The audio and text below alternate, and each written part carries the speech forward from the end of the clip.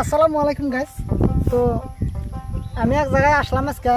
তো এইটা আমার চোখে বাজে ধরলো আর কি, তার জন্য আমি কইলাম যে দেখি বানিয়ে দিই আর কি ভিডিওটা। তো আগে দেখেন, তারপরে কিছু কথা বলতেছি। যাই হোক,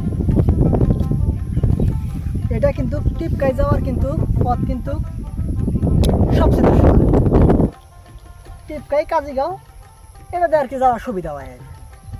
রাস্তা ওই সামনে কোনো বলক বিছানো আছে, উম্বরা ধরেন সেনগ্রাফিল ফালাইনে আছে, তো মোটামুটি ভালো।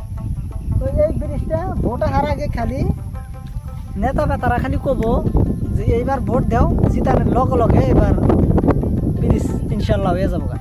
তো ব্রিজ হয়ে যাবো গা, ভোট পাওয়া কিন্তু তালাশ করে পাওয়া যায় না।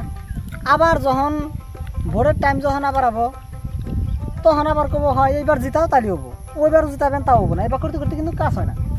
তো এই কাজগুলো আমি কই আপনারা দেখে, ভোটের কথা না, এটা আপনারা এখন মানুষের অসুবিধা ওই হিসাবে আপনারা এই ব্রিজগুলো করে দেওয়া লাগে। তো এরা গ্রামের নাম জানি কি কয় সামনে হারাঙ্গা বাজার কোনবা পাইছে আবার তোমার কয় যে সাগর ফেনা। তো যাই হোক, এটা দিয়ে যায় আমরা স্কুল আছে একটা বড়, ওই স্কুলের পক্ষ থেকে টিপকাই ডাইরেক্ট গেলে পাকা রাস্তা আছে সামনে।